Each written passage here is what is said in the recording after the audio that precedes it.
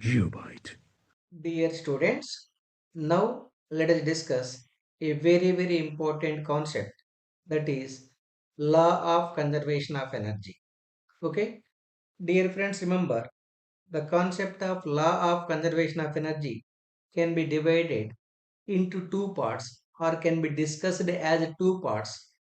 First part is law of conservation of mechanical energy and second part is law of conservation of total energy. Okay, first let us discuss the concept of law of conservation of mechanical energy. Okay, for that listen carefully. For a body, for a body or for an isolated system, for an isolated system, according to work energy theorem, according to listen carefully, according to work energy theorem,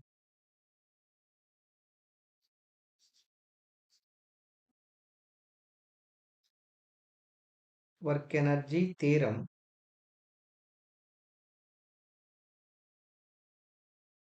the change in kinetic energy, that is K2 minus K1, is equal to integral F bar dot D bar, dr bar. Okay. Similarly, for a conservative force field, for a conservative conservative force field,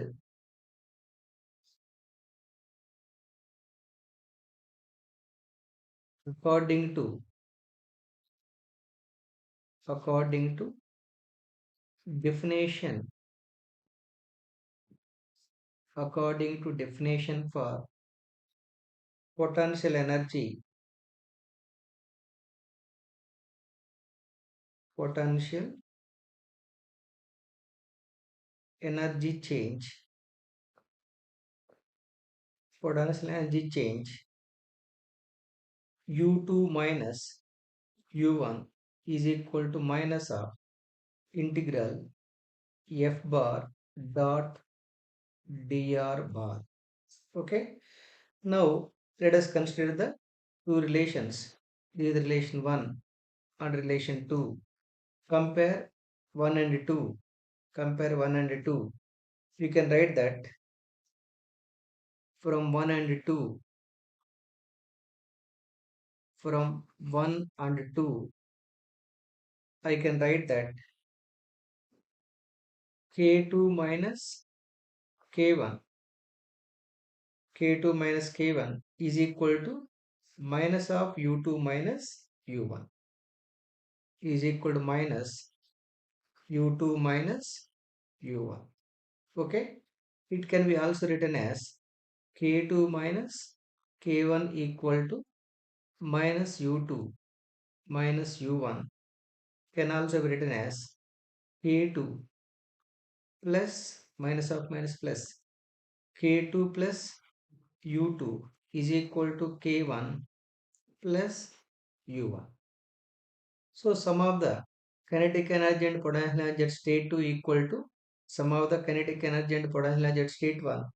It means I can conclude that sum of the kinetic energy and potential energy remains constant, remains a constant. So this is called law of conservation of mechanical energy. That means, as you know, mechanical energy may be available in the form of kinetic energy and potential energy. So according to law of conservation of mechanical energy, the sum of the kinetic energy and potential energy remains constant. It means if kinetic energy increases, potential energy decreases and vice versa. Right? Let me write that point. It is called, it is called, it is called law of conservation of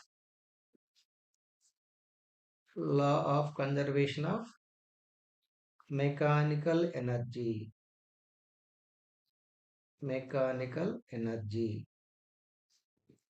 According to this law, right, let me write another slide. Kinetic energy plus potential energy remains a constant. It means if if kinetic energy increases proportionately, potential energy decreases, or if the kinetic energy decreases, the equivalent value of potential energy increases. Therefore, the sum of the kinetic energy and potential energy remains a constant. Understood clearly? Yes. But if I take the non-conservative field for a non-conservative field, non-conservative field, the frictional forces are existing. Once the frictional force is existing, the sum of the kinetic energy and potential energy may not be constant because a part of the energy may be converted to frictional heat energy. Anyhow, for a non-conservative force field, here the change in kinetic energy, let me write it clearly, the change in kinetic energy and potential energy is equal to work against the friction. This is called law of conservation of total energy. Law of conservation of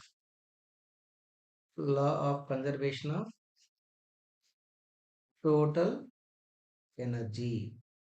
According to law of conservation of total energy, the sum of the all energies remains constant. Sum of the kinetic energy, potential energy, heat energy, light energy, wind energy, sum of all these energies are remaining constant according to law of conservation of total energy.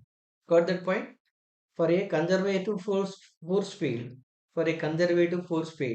sum of the kinetic energy and potential energy remains constant. That is called law of conservation of mechanical energy.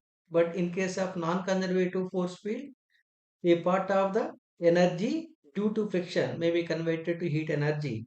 Therefore, that change in mechanical energy must be equal to work against the friction in case of non-conservative force field. Then the resultant conservative energy equation is called law of conservation of total energy. Got that point? Yes. Similarly, look at the conclusion. The above relation shows that if the forces are conservative and non-conservative both, it is not the mechanical energy which is conserved, but it is the total energy, maybe heat, light, sound, or mechanical energy, etc., which is conserved. That means in case of only conservative force field, the total mechanical energy remains constant. That means the sum of the kinetic energy and potential energy remains constant. But in case of non-conservative force field, the frictional forces are coming into picture. Once I consider the effect of frictional forces, the sum of the kinetic energy and potential energy may not be constant. That loss of mechanical energy will be converted to the work on frictional heat energy. Therefore, the total energy remains constant in both conservative force field and a non-conservative force field. That is called law of conservation of total energy. Understood clearly? Yes. Geobyte.